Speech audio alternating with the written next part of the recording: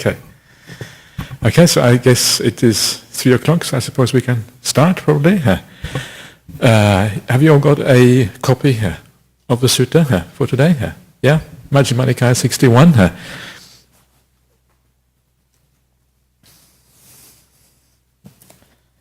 I'm going to start off by explaining to you why I'm doing this particular Sutta, because there's some interesting information about this Sutta. But one of the reasons is because it hasn't been done before, I think. I think it's one of the few suttas that hasn't been done before. That's obviously a reason. But another reason that this sutta also exists in Chinese translation as well. It exists in Pali and exists in Chinese. And one of the fascinating things is that very recently some of these Chinese suttas have been translated into English. And this is the first volume of the Chinese Madhyama Agama. Madhyama Agama is the Sanskrit term for Majjhima Nikaya, Madhyama Agama. That exists in Chinese, and this is the translation from Chinese into English. And this particular collection has this particular sutta in it. So you can actually compare. You can compare the Chinese, if you like, with the Pali. It's very fascinating here. And what you find, of course, is, which is so reassuring in a sense, is that when you read this one and compare it to this one, it's almost exactly the same. Very, very similar. And when you think about that, it's actually quite astonishing because the Chinese comes from a completely different lineage from the Pali. The Chinese goes back to what is called the Sarvastivadin sect of Buddhism, which was one of the major sects in India at the time. And the Sarvastivadins, they were in North India, and they went to North India about the time of Ashoka, which is about 250 BC, right? And at the same time, that's also when Buddhists went to Sri Lanka, because that also happened in the Ashokan period. So these different lineages have been separated for like 2,200, 2,300 years. And part of that period is like the oral period of oral transmission. And when people hear about oral transmission, they think, oh yeah, oral, there must be lots of mistakes, right? Because it's oral transmission. But actually what you find is that the oral transmission in those days was very, very accurate. And the reason for that is because they had the Vedic precedent, the Vedas, that were spoken orally in the Brahmanical tradition. And they had a whole system for how to transmit things orally very precisely over long, long periods of time. The most original of the Vedas, the Rig Veda, was transmitted orally for hundreds of years, maybe 1,000 years, and very, very tiny mistakes crept in, even over that long period. So what you find then is precisely, when you make this comparison, is that it is incredibly accurate even after that kind of separation. And that is quite astonishing, and it gives you, to me at least, gives me very strong confidence that what we have today in the Pali Canon is basically the word of the Buddha, right? You wouldn't be able to keep it so accurate for 2,300 years, and then the first 100 years or 150 years, it would have been completely made up or completely random. That doesn't make any sense. The fact that it's been kept so well over such a long period of time means that in all likelihood it would have been kept very intact also for the very first part of Buddhist history. 100 years, 150 years between the Buddha and the time of Ashoka. So that is one reason I thought this sutta is particularly interesting. And maybe, I don't know, maybe I'll read you a few passages from this one as well, so you can get the feeling for the similarities. And the other reason why this sutta is interesting is that I'm sure probably many of you have heard of the Ashokan pillars. Have you heard of Ashokan pillars? Anybody has not heard of the Ashokan pillars? Yeah? Okay, the Ashokan pillars Ashoka was the most famous emperor ever in India, and he ruled over the entire India. This was in about 250 BC. And he was a Buddhist. He was the only one of the few, actually there were a few afterwards as well, but he was the most powerful ever of the Buddhist emperors of India in 250 BC. And he had these big pillars, these stone pillars planted around in India. And on these stone pillars he would inscribe what are known as the Ashokan edicts. This is how he would say something to the population, be nice to each other. And he would say, that, in particular what he would say was the things that he was doing, right? I'm feeding, helping the animals and digging wells for the travelers and all this kind of stuff. And one of the things that he did on one of these pillars is that he wrote down the kind of texts that Buddhists should study. Right? So he wrote 7 Buddhist texts that people should study. And one of those texts is this particular sutta here, in here.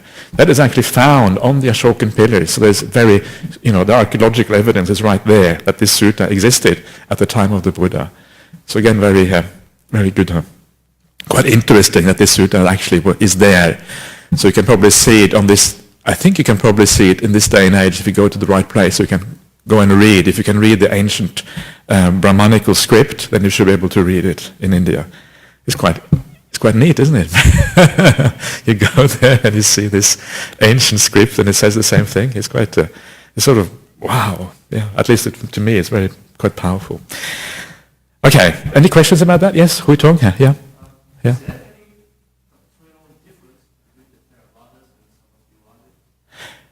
There are doctrinal differences between the schools, but those doctrinal differences are evolved after evolved later on, right? And that's why they became different schools, precisely because they had different doctrines. So the Sarvastivadins are very famous for the doctrine. Sarvastivadins quite literally means the ones who have the doctrine that all exists. Sarva, Sabba, Asti, all exist doctrine. And so their idea, the thing which is special about them is that they had this idea that Dhammas are like the fundamental thing in the Abhidhamma, right? A Dhamma is like the building blocks of existence according to the Abhidhamma. So everything can be broken down into Dhammas. And they had this idea that Dhammas exist in the past, present, and future. That was their kind of thing, yeah. I suppose that kind of doctrinal difference doesn't block any of the practitioner realizing Yeah, I think that's true. And I think that, even though this is, that doctrinal difference is there, it is mostly in later texts. So it depends on how seriously you take those later texts. So those people who went back to the word of the Buddha would hardly be affected at all by that kind of thing. Yeah. This is precisely that's what is so astonishing. Yeah, so amazing about it. Any other questions about that before we start with the sutta? No? Okay. So let's start with the sutta. So the word of the Buddha. So now that we know it's the word of the Buddha, it's even more exciting, isn't it? Now it's really here. We can really get into this. Okay, so Majjhima Nikaya 61, Ambalatthikarahulovada Sutta, the advice to Rahula at Ambalatthika. And Rahula, of course, was the Buddha's son, and he ordained when he was very young, when he was a novice. And Ambalatthika is a place near Rajagaha. Rajagaha, of course, being one of the main centers of Buddhism in India at the time, south of the Ganges River, south of what is now Patna, or Pataliputra in those days. Okay, so let's just start. And please, if you want to ask questions as we go along, please do so. Thus have I heard, on one occasion the Blessed One was living at Rajagaha, in the bamboo grove, the squirrel's sanctuary here. Now on that occasion the Venerable Rahula was living at Ambalatthika. Then, when it was evening, the Blessed One rose from meditation and went to the Venerable Rahula at Ambalatthika.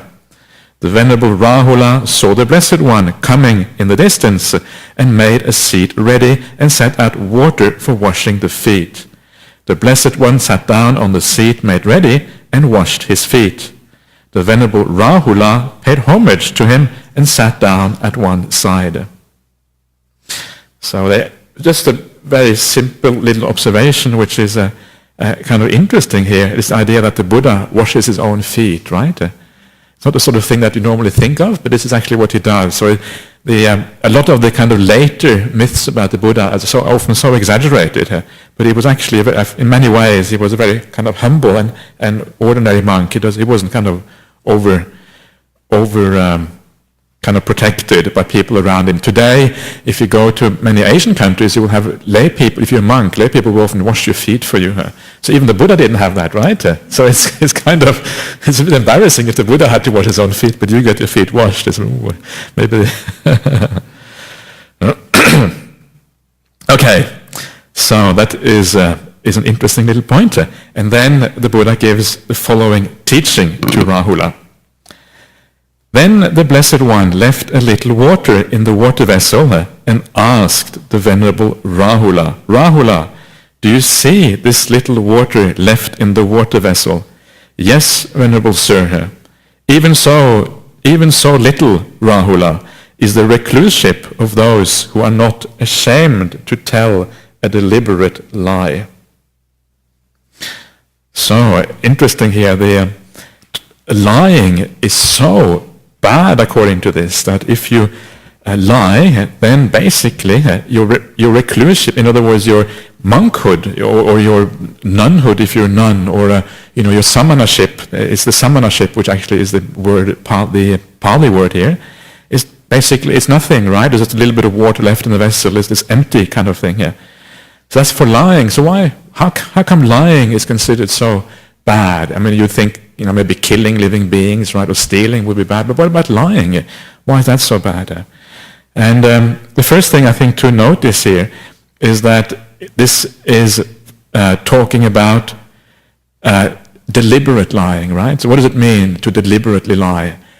And obviously it means that it's something that you know you're doing, right? You're doing it deliberately. It's not something you speak too fast and you say the wrong thing or anything like that, but it's a very deliberate act. And it's interesting to note that how this is described in the Vinaya for monastics. These things are defined in very great detail, what these things mean. And a deliberate lie is not a very grave offense according to the Vinaya, but it is still, the way it is described is very illuminating. It says that you know before you're going to speak that you are going to lie. You know while you're speaking that you're lying. And you know when you're finished that you have lied afterwards. So it's very clear what you're doing, right? It's not as if you just speak a little bit too fast and think, wait a minute, that wasn't really true, was it?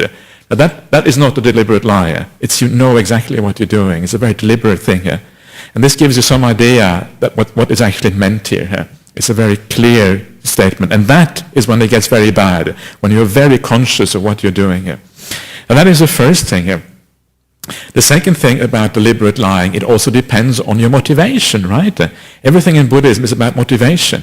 Intention is what is the crucial thing which makes something moral or immoral. So if you are motivated in a bad way, that's when it's really bad.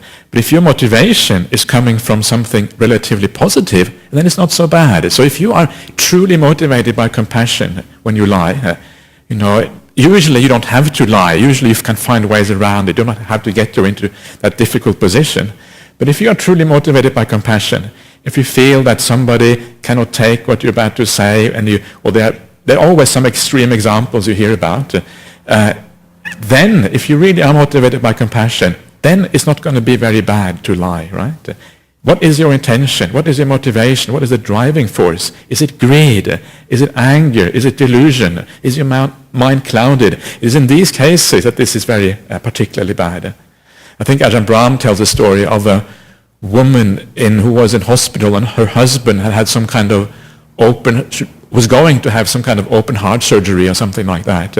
And open heart surgery is quite a risky thing, right? I mean, there's a quite a fairly high percentage of people who die, don't make it through that. I'm not sure exactly how high, maybe 5% or something. And then there was a fellow next to him, sitting in the bed next to him, who's going to have the same operation, and he went in first. Have you heard this story, Hutong? Yeah, he went in first, and then he didn't make it. He died during the operation. And then his wife comes to visit the man, and he asks him, what happened to my friend that I made contact with over the last few days? How did he do in his heart surgery here? And the wife said something like, he did all right, or something like that, right? It was a deliberate lie. But you can imagine in that sort of situation, if you hear that your friend has just died and you are kind of on the operating table the next day, right? Whoa, it's pretty scary here. So you can see in that sort of situation, I don't think lying is very bad, because it is basically driven by compassion, a sense of you don't want to upset the person. You want to give him the maximum chances of survival, basically. So that is not a bad type of lying. But even then, maybe there's something you can say to not have to lie. I'm not sure. But in that case, it's not so bad. So this is, again, where are you coming from? Why are you doing this? Is the essential thing here. So it's a deliberate lie, and we will see later on that it actually is based on unwholesome states. That's when it's bad. So this is the first thing about this. This is what makes lying bad. And the second thing you will notice here, which makes it bad, is that you are not ashamed of it, right? You'd make a deliberate lie, and you sort of shrug your shoulders, and you're kind of not too worried about it, right? And that is what is bad. And this is one of the things that you find. They say that once you become an Aryan, once you become a stream enter, they say that your morality is perfect. And that doesn't mean that you don't make any mistakes. It doesn't mean that you don't do anything wrong. But what it means is precisely that you have a sense of shame about what you've done, and you will confess it straight away afterwards. That's what perfect morality means. It doesn't mean that you don't make mistakes. It doesn't mean that you don't do immoral acts. It means you feel that this is wrong, and you confess it straight away. You have a sense of shame. The Pali word here is actually lajja or lajji, and it can be translated as maybe conscience is another way of translating it. You feel a sense of conscience. No, that was wrong. I shouldn't do that. And then you confess it to move forward. So these are the two important factors to understand here. And what makes lying bad? You're not ashamed about it. So in other words, there's no chance you're going to change, right?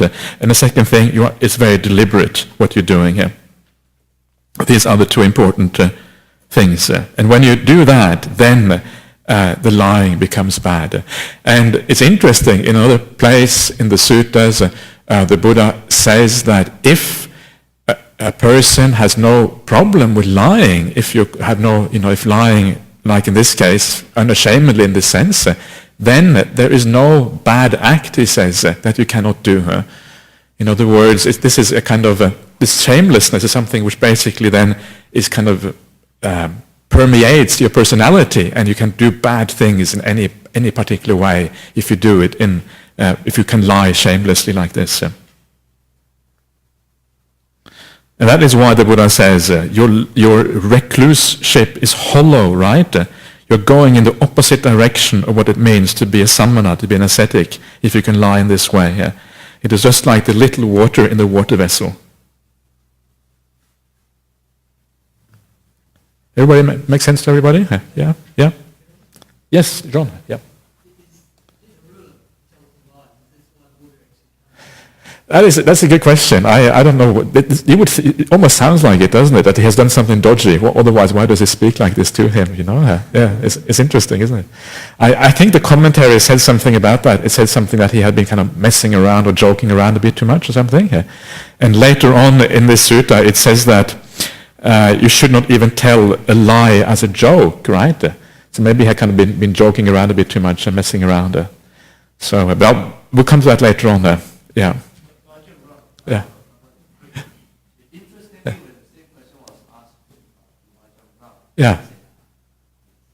Yeah.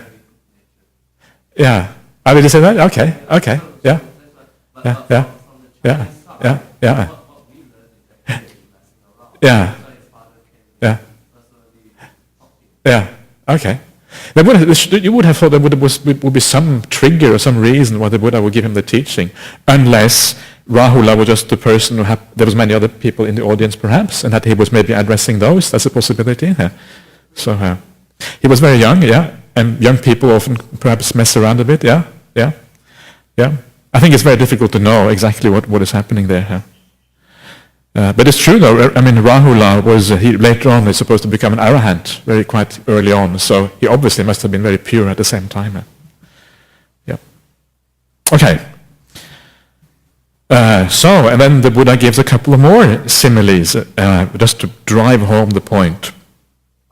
Then the Blessed One threw away the little water that was left and asked the Venerable Rahula, Rahula, do you see that little water that was thrown away? Yes, Venerable Sir.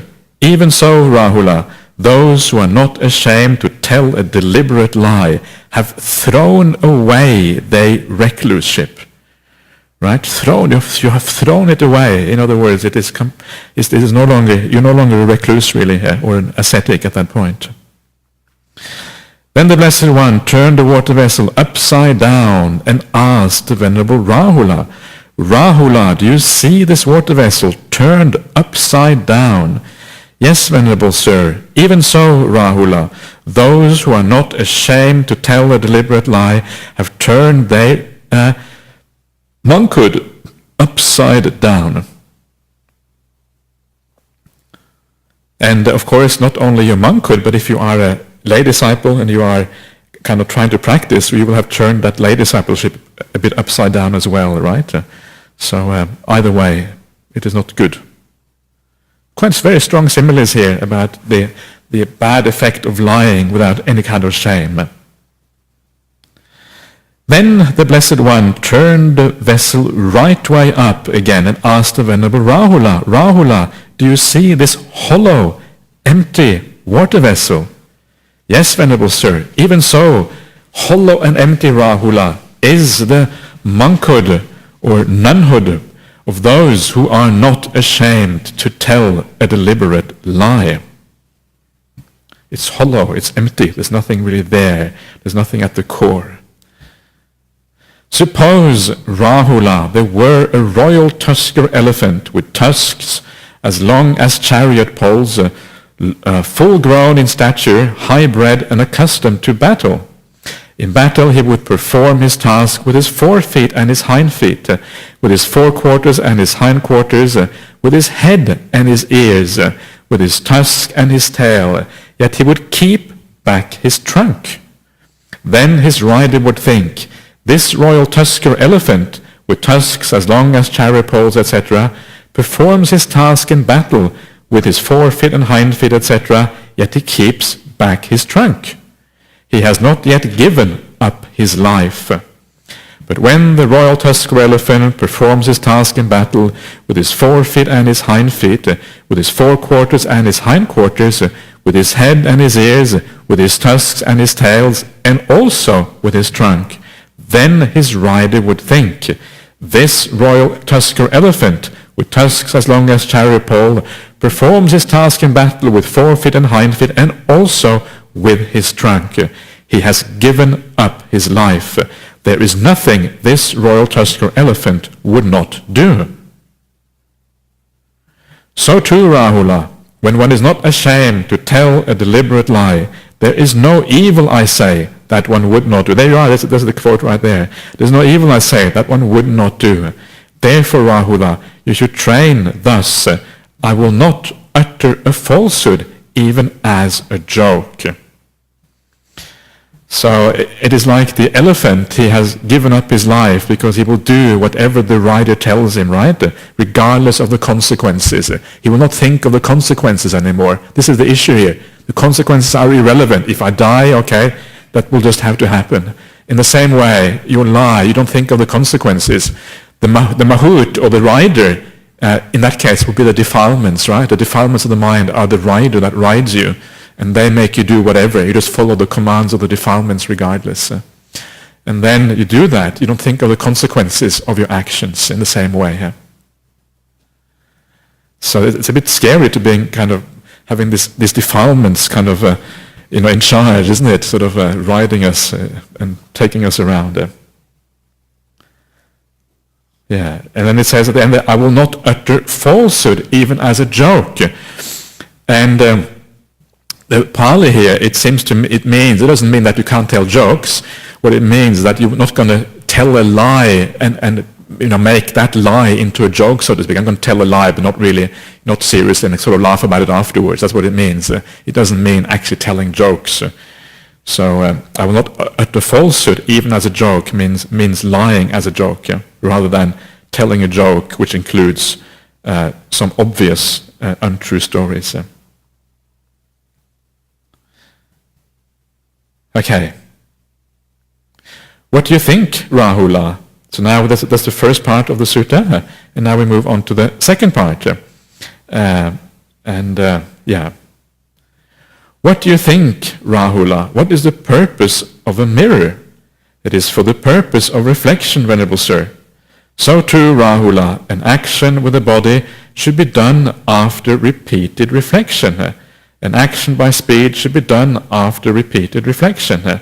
An action by the mind should be done after repeated reflection. So it's a very high standard, right? You should actually reflect before you do anything. Is it, is this going to be useful? Is it good? Is it bad? What is it? Very high standard. Most of the time we just speak, we just do stuff, and we don't really think properly often on the consequences or whether it's right or wrong. I like this idea. You should even reflect before you do an action of the mind, right? So you should think before you think. Yeah, that's what that's sort of what it means, right? But that's yeah. It sort of makes sense, I think, when you know what it's talking about here. Even mental action you have to be careful with. Rahula, when you wish to do an action with the body, you should reflect upon that same bodily action thus. Would this action that I wish to do with the body lead to my own affliction, or to the affliction of others, or to the affliction of both? Right? This is the standard kind of idea of what is wholesome in Buddhism. If it leads to somebody's affliction, then it's a bad act, right? Is it an unwholesome bodily action with painful consequences, with painful results? When you reflect, if you know this action that I wish to do with the body would lead to my own affliction, or to the affliction of others, or to the affliction of both, it is an unwholesome bodily action with painful consequences, with painful results, then you definitely should not do such an action with the body. But when you reflect, if you know this action that I wish to do with the body would not lead to my own affliction, or to the affliction of others, or to the affliction of both, it is a wholesome bodily action with pleasant consequences, with pleasant results, then you may do such an action with the body. So these are the standard ways in Buddhism to decide whether something is good or bad, right? There's these two ways in Buddhism that we decide on whether something is moral or immoral. And one way is to look at the consequences it has for others. Is it going to be painful for others what I do, or for myself, or for both? Just that little bit is already interesting. Why does it have for oneself, others, and both? It sounds like, isn't it enough to say just for oneself or others? And that's already interesting, because I think sometimes we think, okay, I'm going to be nice to others, but it's going to be bad for myself. But in this case, I'm going to sort of, I'm going to be the martyr kind of thing here, right? But the Buddha says, no, it's neither for the one, nor for the other, nor for both should it be bad. So there's no such thing as in Buddhism as I'm going to be a martyr, or this is going to be good for me. I don't care what happens to everybody else. That's the kind of the other one, right? It is both sides, and each one individually at the same time, and also the reverse about doing good actions. So this is interesting. And then, so this is the first way of deciding whether something is moral. And the second way is to know whether you're coming from wholesome or unwholesome motivation when you do an act, right? Where am I coming from? And sometimes it can be very hard to know yourself that well, to know whether your motivation is entirely pure or not. How pure is a motivation? All motivations are a bit kind of mixed, right? There's a little bit of purity there, a little bit of goodness, but there's also a little bit of kind of grayness and a bit of lack of clarity sometimes. So what you do is you do your best to move towards the pure, the wholesome action, and move away from the unwholesome ones. And because the mind is so mixed very often, because there's a mixture of different motivations and intentions in there, this idea that karma is either black or white that we normally hear about, I think that's a mistaken understanding of karma. Karma is not either good or bad. This is what you learn when you grow up as a Buddhist, right? It's good or it's bad. And this is an idea which is really, as I understand it, more a later idea that developed later on when they started to classify these things into the Abhidhamma and that sort of thing here. But actually, the way the suttas talk about karma, it's either black karma with black results, white karma with white results, or black and white with black and white results. Black and white is like gray, right? It's a mixture of the two. And this is the most common kind of karma we make. And to be reborn as a human being, it is precisely black and white karma with black and white results that you have to do. And that's why you experience, as a human being, you experience a fair amount of problems in life, but also a fair amount of happiness, right? It's kind of a mixed state, the human state. So, so that's the... yes? But it's the same thing. It's just another way of expressing it. Yeah. So basically good and bad intention. Yeah. So white is pure, right? black is not very, it's the opposite. Yeah. Yes?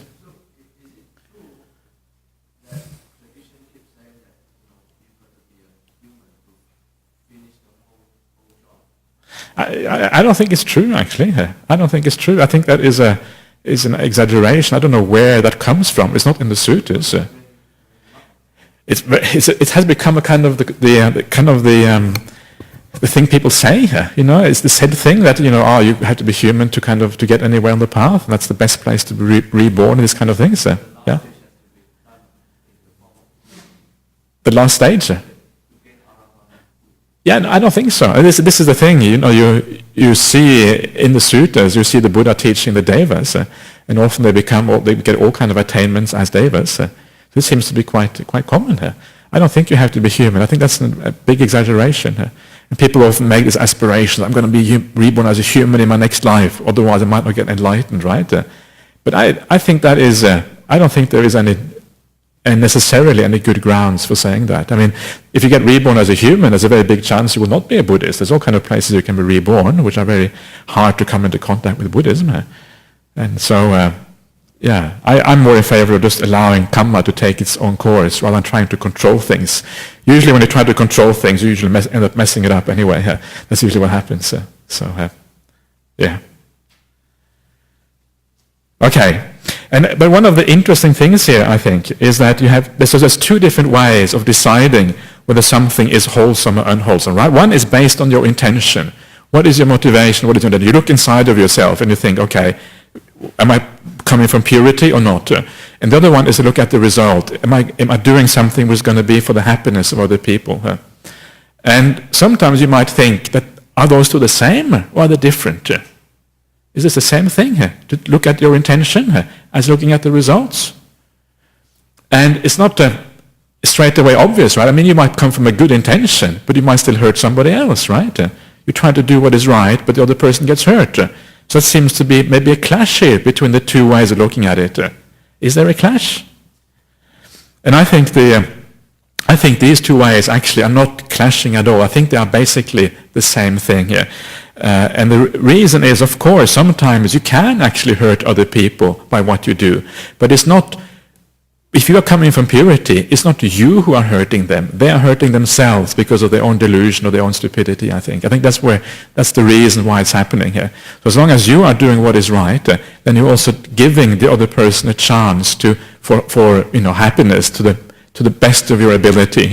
But because you can't control their reaction, how they will actually act, then sometimes they will be silly or stupid even though you're doing what is right. So I think basically these are two sides of the same coin. As long as you are coming from purity, as long as you're doing what is right, you are doing the very best possible to also advance your own happiness and the happiness of other people. That is the best way of doing it. These are just two sides of the same coin, these two ways of looking at it. But of course, I think also if you do realize that your acts, even if you're coming from goodness, but you realize that it might be misunderstood by the other person, they might take it the wrong way, then if you can adjust the way you do things so that to minimize that potential problem, it's even better, right? Because then you're actually creating even more good karma by trying to find out the best way to help other people out in a difficult situation. Yes?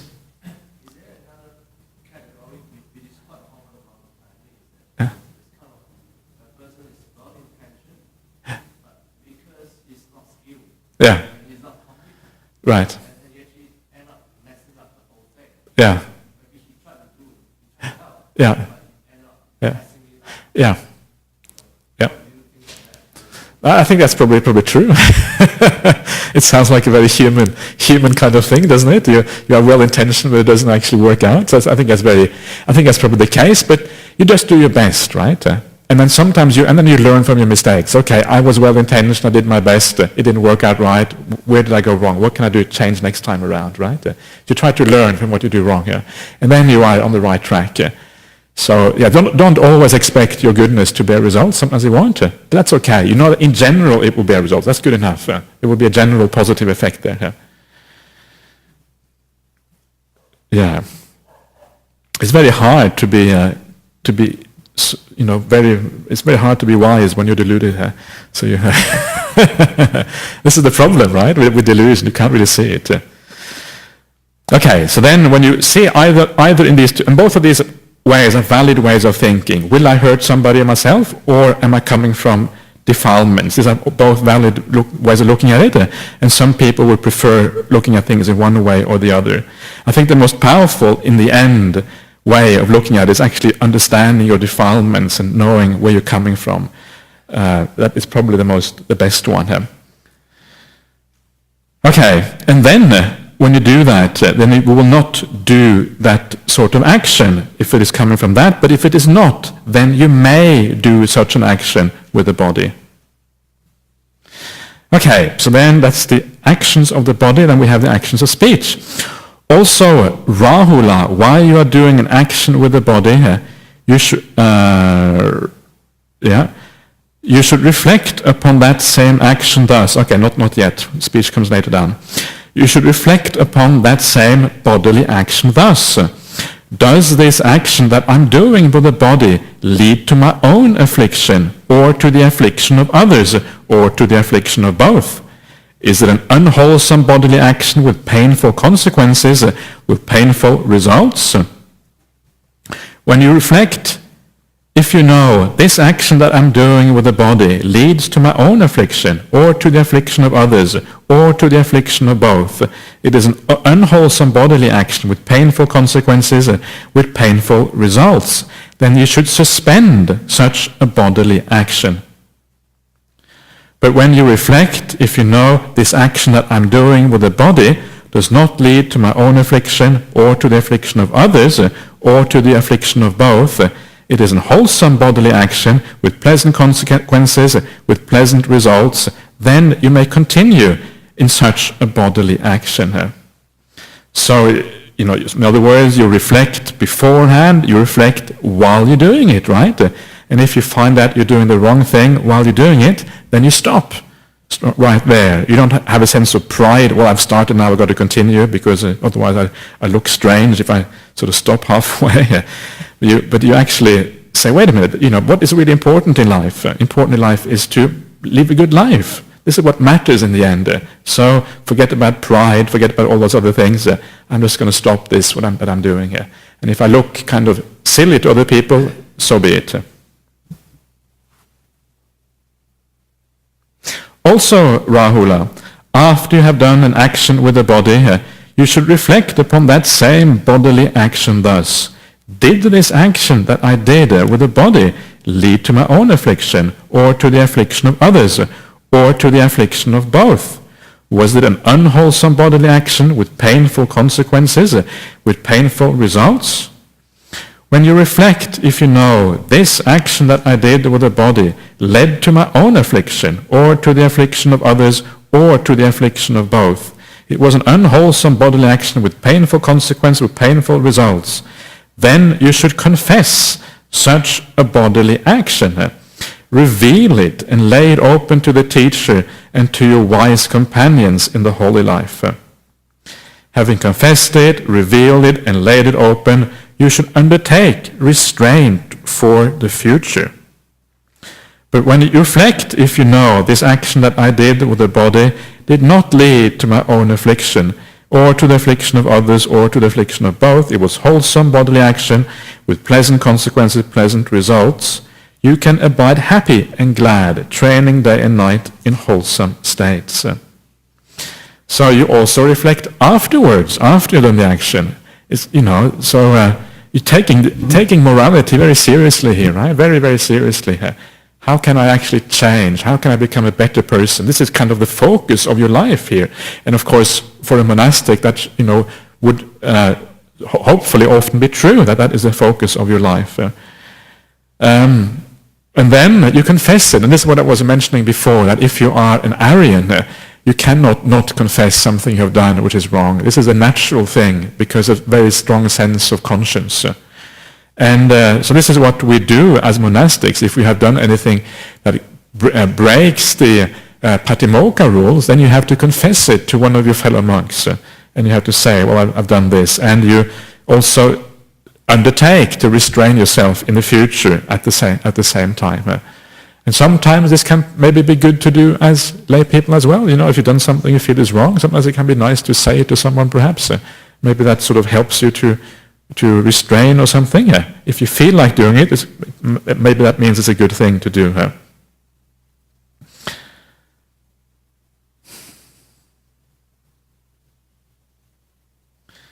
Yeah, and then so that is what you do, and of course that then helps you hopefully to avoid doing the same thing in the future.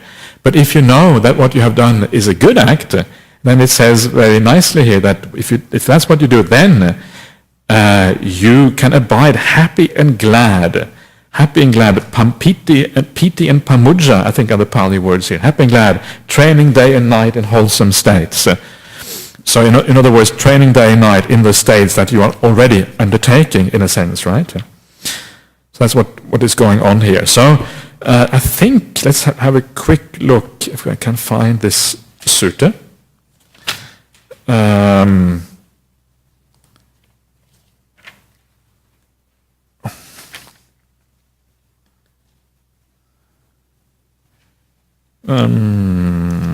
Yeah, piti pamudjang are the two Pali words here. So the things that come as a result of acting in a good way is piti and pamudja. Pamudja means like gladness. Piti means rapture. Rapture is like often the kind of strong physical sensation of gladness you can get sometimes in meditation, right? Now these two words, piti and pamudja, are very important in Buddhism. And you find that when you see what is known as sometimes the dependent liberation or transcendental dependent liberation, which is the chain of causality that leads to liberation. That chain of causality starts with virtue, right? And this is what we're doing here. We're looking at virtue. How can you be good in body, speech, and mind, right? This is all about virtue here. What happens next in that dependent liberation? If you are truly virtuous, the consequence of that is pamudja, is gladness arises. It's an automatic. The discourse even say, there's a beautiful discourse in the Indian Gutra Nikaya, which says that if you are truly virtuous, you don't have to wish, may I be happy or glad. It happens as a consequence. It's a natural consequence. So very often, if you find that you haven't got enough happiness in the meditation, usually you have to look inside of yourself and ask yourself, is there anything I can purify more? Is there something that isn't pure enough? Because that will be the thing that hinders you in moving forward. This is exactly what we're seeing here. We're seeing the parallel between the virtue described in detail and the pamudja, which is supposed to arise according to the dependent liberation. It's a natural consequence. You have to be happy if you're really virtuous. And remember, very important, that virtue in Buddhism, you also see that here, includes the virtue of the mind, right? So if you have a mind that if you get easily upset and irritated by other people, that is actually a non-virtuous state according to the Buddha's teaching. So this is part of this, the virtue of the mind. And when you do that, pamudja happens as a result. And this is what he's saying here. When you have these wholesome qualities, you can abide happy and glad. From the pamudja comes the piti. It's like a deeper sense of joy, right? Rapture. And then from that rapture, the whole thing takes off. And this is where meditation becomes possible. Once you have that firm foundation in virtue, and happiness happens by itself, then meditation is possible. Because when you're happy, because of your internal state, it's natural to be mindful, right? Mindfulness is being able to be present in the moment. You can only be present in the moment if the moment is a happy moment. If the moment is good, it's easy to be here, present in the moment. That's why this type of happiness, which comes from your own virtue, it kind of forces you into the moment, right? Whether you want to or not. And of course you want to, because we all know that being mindful is actually very pleasant. So that's what mindfulness is possible. And once mindfulness is there, that's when meditation can happen. Without mindfulness, meditation is really a hopeless case. But once mindfulness is there, and then you watch your breath, and it's automatic. You don't have to use any willpower or anything. It just happens. So this path is very beautifully structured. And once you understand the structure, how this whole thing works together, it is very... It makes incredibly good sense, and I think we all know to some extent that this actually works as well. We all have some experience about this. So this is how it all comes together, and it's also very important here to recognize these little things, because if you're not used to reading the suttas, when it says there you can abide happy and glad, training in wholesome states, you don't really understand what's going on. But this is actually a reference to that dependent liberation that you find across the suttas, many other places. It's very useful to see that connection there. And then training day and night in wholesome states, well, that means just anything, right? Any practice you do which is good. Yes?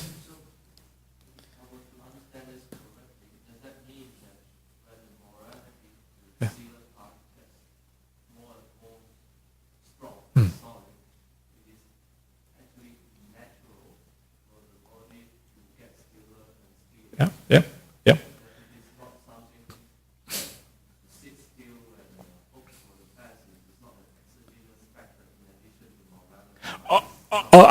There is an additional factor, for sure. I mean, of course, if you sit down still, if you are in a peaceful environment, etc., all of those things will also help, right? But the point is that if you haven't got morality, you can sit as long as you like in a peaceful environment. It's not going to work. Your mind is going to be all over the place. So morality is the more important one of the two. And it's only if you're moral that going to a peaceful environment actually is going to have a good effect on you.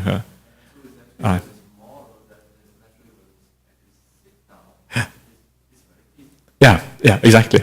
Yeah, it's precisely. Those, they have to go together. Yeah.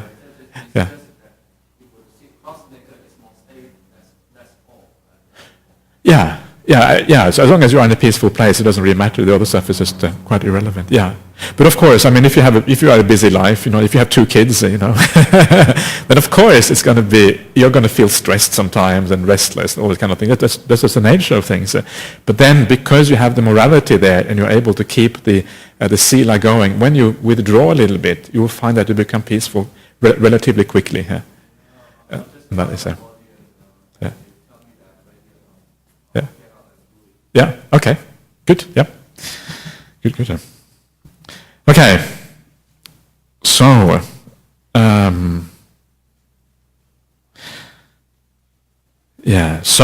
then that is the body, and then we have exactly the same for the speech and for the mind. Rahula, when you wish to do an action by speech, in other words, when you wish to speak, you may do it if you know that it leads to happiness and to good results in the future, and that it has no affliction for others, for other people. Then you can do such an action, and if it leads to all the bad things, you should not be doing it. And then it's exactly the same thing. You should contemplate while you're speaking. Sometimes it's best just to stop mid-sentence, right, and say, "Oh, okay." So, and then even if people say, "Oh, come on, say it out," you say, "No, okay, maybe this is not the right time or something here." Because sometimes you catch yourself mid-sentence, right? That's what happens sometimes with me. I say, "Wait a minute, should I be saying this? Okay, better stop." And then also afterwards, when you have spoken and you think again in exactly the same way here, and then you will confess it if you have spoken in the wrong way. It's part of the monastic training again here. And if you're speaking well, then you can be happy and glad. You can have piti pamuja and train day and night in wholesome states. And then the same thing with the mind. Even with the mind, you should do the similar kind of thing here. Right?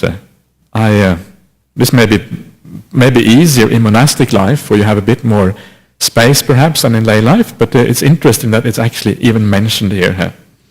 The only difference in this section is that you don't actually have to confess it if you know afterwards you did a mistake, because you don't actually have to confess purely mental offenses. But sometimes even that can be useful. And I know of a couple of places in the monastic Vinaya where monks would go to the Buddha and actually confess a mental offense. And that was a case where a monk was fault-finding in the presence of the Buddha. And then later on he walked, I think, 500 kilometers to find the Buddha and confess his offense. It's quite nice, isn't it? It's quite kind of beautiful conduct. So, this is training in body, speech, and mind, and that is the virtue, and then you have the gladness coming as a result of that. And then from the gladness comes the piti, from the piti comes the tranquility, from which comes the deep sense of happiness, and from that comes the samadhi, the mind becoming unified. And from the samadhi comes the knowledge and vision of things as they are in reality. And that, of course, is what Buddhism in the end is all about. Okay, Rahula, whatever recluses and Brahmins in the past purified their bodily action, their verbal action, and their mental action, all did so by repeatedly reflecting thus. Whatever recluses and Brahmins in the future will purify their bodily action, their verbal action, and their mental action, all will do so by repeatedly reflecting thus. Whatever recluses and Brahmins in the present are purifying their bodily action, their verbal action, and their mental action, all are doing so by repeatedly reflecting thus. Therefore, Rahula, you should train thus. We will purify our bodily action, our verbal action, and our mental action by repeatedly reflecting upon them. This is what the Blessed One said. The Venerable Rahula was satisfied and delighted in the Blessed One's words. So, what do you think? Are you up for this? You ready? It's a high standard, right? But this is good. It's a high standard. You've got something to work with, which is not a bad thing here. Any questions? Anything anybody wants to say about this? Yes, John. Yeah.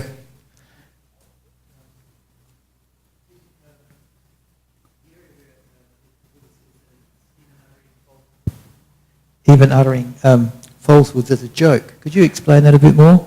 I think it just means, sometimes you sort of lie to somebody thinking it's going to be a bit of a joke to lie to them, Somebody asks, where is the way to the main hall? And you say, it's that way, and you point in the wrong direction as a joke. You think it's just for a laugh for yourself, but actually it's a lie, right? I don't think it doesn't seem to mean joking as such, like telling a joke, because when you tell a joke, you're not deliberately misleading anybody. Lying is about deliberately misleading someone here, right? This is what lying, the essence of lying is. You want to mislead somebody. When you're telling a joke, you're not misleading anybody, you want to give them a laugh. It's a different thing here. So it's not about deliberately misleading here. A lot of the time the Buddha would also tell stories from the past, right? Lots of stories are being told, and I'm sure many of those stories are not literally true. They're often kind of edifying stories to make you understand the point of Dhamma. It's not a literal truth that is being told. And, that's fine. Yeah? So, thank you, Christina. Okay. Before I go on to the questions, I'd like to just very quickly to read a little bit from the Madhyama Agamas. This is the parallel to the sutta in the Chinese. I'm not going to read it in Chinese because I have a serious problem reading in Chinese, and that's why it's so great to have the English translation, right? So this translation has been done in part by one of my monastic friends, Venerable Analayo, who is a German monk. He lives in Germany, and he's very extremely gifted with languages, and that's why he does all this. He translates from Pali, Sanskrit, Chinese, Tibetan, and he's really astonishingly clever with languages. Anyway, I'll just read a couple of paragraphs here, just to give you some idea of the similarities. So here, this is from the Chinese then. The world-honored one is the Chinese version of the Blessed One, so you understand what's going on. Then the world-honored one, in other words, the Blessed One, the Buddha, took the water vessel and having poured out the water until only a little was left, asked, Rahula, did you see me taking this water vessel and pouring out the water until only a little was left? Rahula replied, yes, I saw it, world-honored one. The Buddha told Rahula, in the same way, the practice of those who knowingly speak falsehood without embarrassment or regret, without shame or scruple, is of little worth, I say. Rahula, there is no evil they would not do. Therefore, Rahula, you should train yourself like this. Even in jest, I shall not speak falsehood. Right? So you see there how incredibly close it is to the Pali. It has all the same basic factors as in the Pali. Not to knowingly speak falsehood, without embarrassment or regret, right? Without shame, same kind of thing. And it says, there is no evil you would not do. This was also found in the Pali. And I will not even speak in jest, in other words, as a joke, right? And also the idea of the simile of throwing out the water, and then there's 3 more similes of overturning the water vessel, which are exactly the same as the Pali. Then you have the simile of the elephant that we had in the other one, also occurs in the Chinese. Then it moves on to how to think about actions, right? And just briefly, I'll read this as well. Similarly, okay.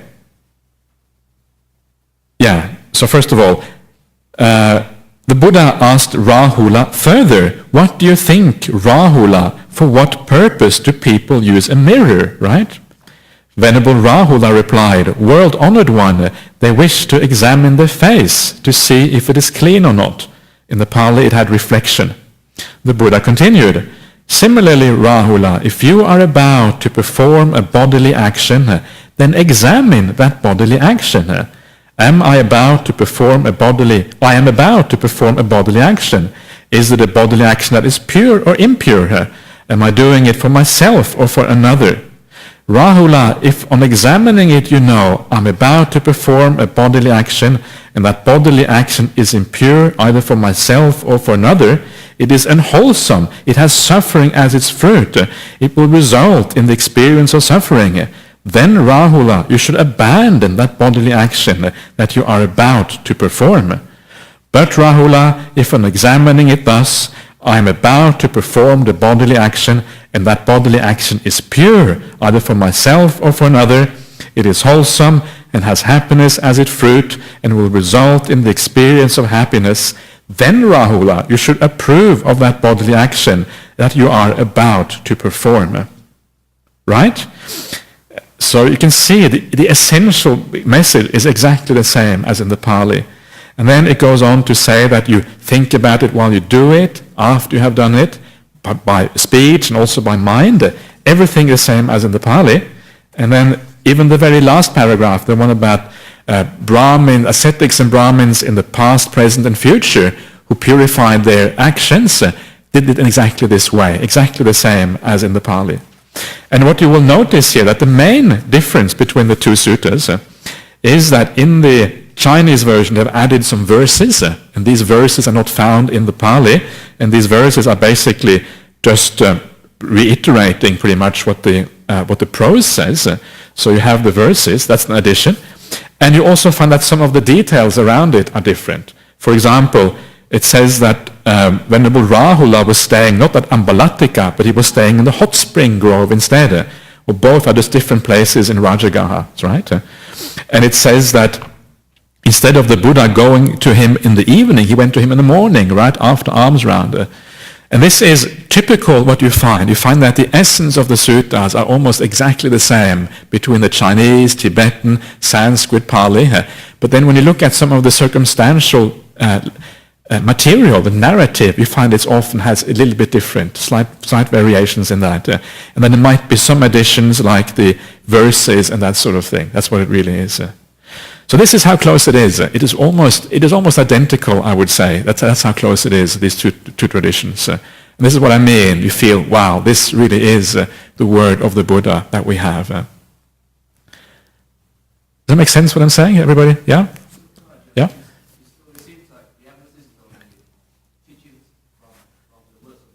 Yeah. Yeah. Yeah. And the reason for that, if you think about that, if you think back to how Buddhism started off, all the different Buddhist schools have this idea of the first council, right? When they all met together, they chanted the Sutta, they chanted the Vinaya. And if you remember, the description of the first council is Ananda would recite the Sutta, and then Kassapa would ask him, where did that Sutta happen? Who was it spoken to, right? What were the circumstances? What that means, that all that circumstantial thing was added afterwards, right? And all the schools have that tradition. All the circumstance thing was added afterwards. And it makes good sense, because when you are present there, you're just taking in the discourse and remembering it. You're not thinking about the circumstantial details. That would always have been added afterwards, right? And that is what the tradition says, it was added afterwards. And that is why, and precisely because it was added afterwards, that's why it tends to diverge between the different schools. So it fits with the whole tradition of how the suttas were recited and how they got together.